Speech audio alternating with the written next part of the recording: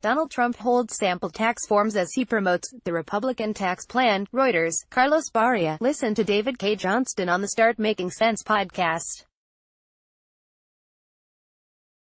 David Cay Johnston is a Pulitzer Prize-winning journalist who wrote for the New York Times and the Los Angeles Times. He's the author of 7 books, including The Making of Donald Trump, and most recently, It's Even Worse Than You Think, What the Trump Administration is Doing to America. He's also editor of DCReport.org. This interview has been edited and condensed. Ad policy. John Wiener. That special Sunday section of the New York Times had 14,000 words, 11 pages of text and documentation, reporting on what they called suspect tax schemes that helped preserve what they called a vast inherited fortune, real estate and cash that Donald Trump got from his father, Fred. What do you consider their most important findings? David Cay Johnston. It's the most extraordinary thing. The New York Times said that the sitting president of the United States engaged in outright fraud. From the documents, the 100,000-plus pages of mostly private Trump family documents, backed up by various public records, and interviews and other work they've done, 2 things can be said: Donald Trump in particular, and the Trump family as a whole, are criminal tax cheats. They won't ever be indicted for the crimes the Times described, because the statute of limitations for criminal prosecution is only 6 years, and the Times covers a half-century from the 1950s to the turn of the century. They can be prosecuted for civil fraud for every single dollar, and Donald has already had 2 civil tax fraud trials. He lost both of them. Secondly, Donald Trump's claim that he is a self-made man, and that he's worth $10 billion. These claims are complete and utter nonsense. They've been demolished now by the Times. That second story, however, isn't getting through.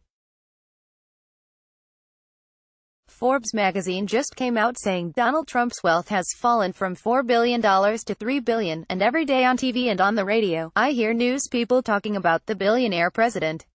But there is not now, nor has there ever been, a scintilla of verifiable evidence that Trump has a billion-dollar net worth. During the campaign he told us all he was worth more than $10 billion. I kept saying, that's nonsense, it's not true. JW, what's the evidence here? DCJ, once he became president, Trump had to file his financial disclosure form. As I report in It's Even Worse Than You Think, his lawyers asked to file that statement without signing it under penalty of perjury. The Office of Government Ethics said, no. You have to sign that statement, everybody has to sign, under penalty of perjury. So he did. The statement shows a net worth not of $10 billion, but of $1.4 billion. What more do you need to know to understand that Trump just makes this stuff up? And even the $1.4 billion is not to be believed. For example, he says his 2 Scottish golf courses are each worth more than $50 million. But we just got their new financial reports. Yet again, for another year, they've lost millions of dollars. They're not worth $50 million. They may be literally worthless, except for the real estate value, if you get permission to redevelop them. His businesses are losing money all over the place. And the rules for the presidential disclosure do not require Trump to disclose all sorts of loans that he is obligated for. If we had a real net worth statement on Donald Trump, it would probably show he's worth a few $100 million. That's all. JW, most of the New York Times report is about various strategies by which Trump's father Fred transferred assets to his children. The Times said that Trump himself received at least $413 million in today's dollars from his father's real estate empire. How do you do that? How did Fred Trump manage to transfer $413 million to his son, Donald? DCJ, you do it by lying and cheating. Let me give you a simple example.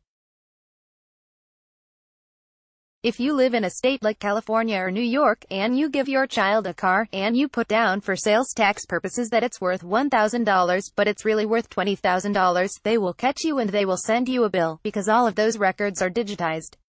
They're electronic. And they have been for years and years. But if it's real estate, those records often are not digitized. They're held by individual county governments, and sometimes by cities and townships. So what you do is you play with the value of the property. In one of the transfers of Fred Trump real estate to his children, he gave them more than 1,000 apartments.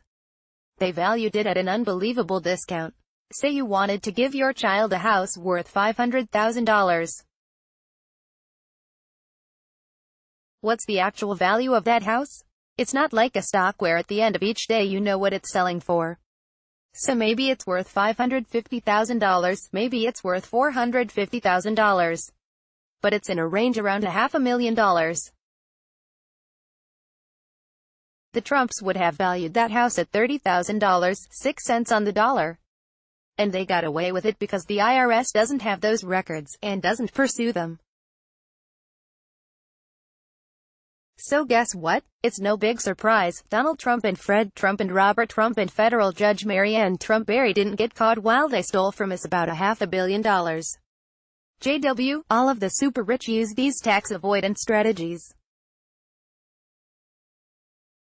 There's a whole industry of financial advisors and lobbyists who work on finding new ways to undervalue assets that are transferred to children. Is what the Trumps did really any different from other very rich people? DCJ, it's very different. The 13 years I was with the New York Times, I worked as their tax reporter. I exposed so many tax shelters that I was called the de facto chief tax enforcement officer of the U.S. There's a difference between aggressive, creative devices to avoid taxes and what the Trumps did, which was flat-out fraud.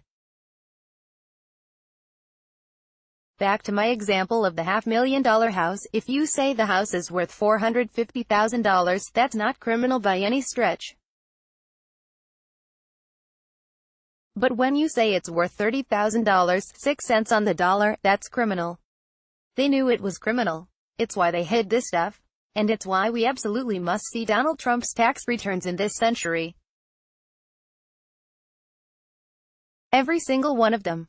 Not just the 2 pages that I got for his 2005 return, which, by the way, showed his use of an illegal tax shelter so odious that when the Republicans in Congress found out about it, it took them only a few weeks to pass a law to shut it down. But you know what Congress does when they catch one of these tax shelters, like the ones I was exposing?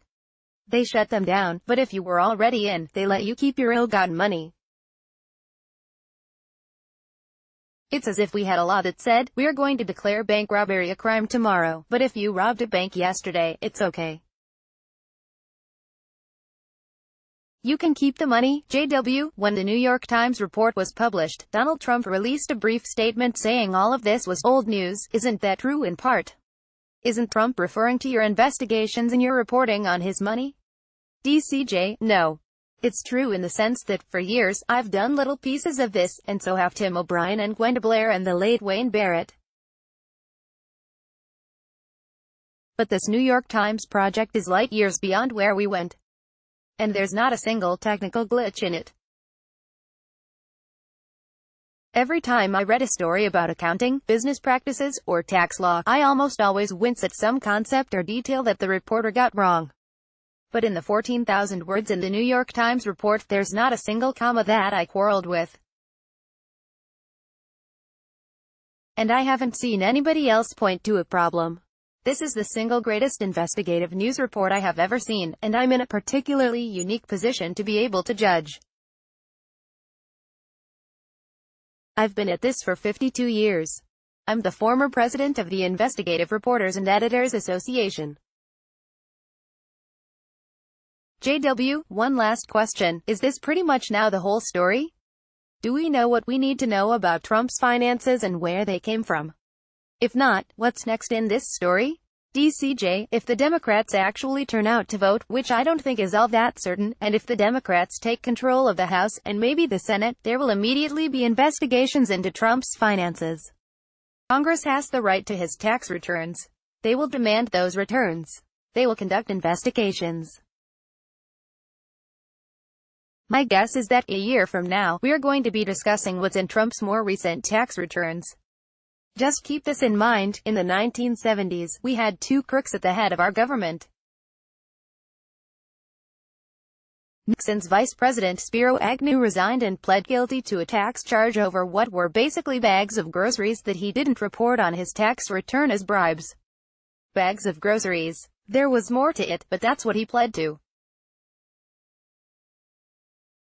Richard Nixon, who famously said, "I am not a crook," was an unindicted co-conspirator, and his tax lawyer served time in prison for backdating documents so that Nixon could take a deduction for donating his papers. Those are pebbles compared to the mountain of tax cheating by the Trumps. We have a criminal in the White House. So people need to vote. We need to make sure that the votes are honestly counted. And we need to support a thorough, professional, detailed congressional investigation. And if it warrants it, Donald Trump needs to not only be removed from office, he needs to be indicted, prosecuted, and if convicted, sent to prison.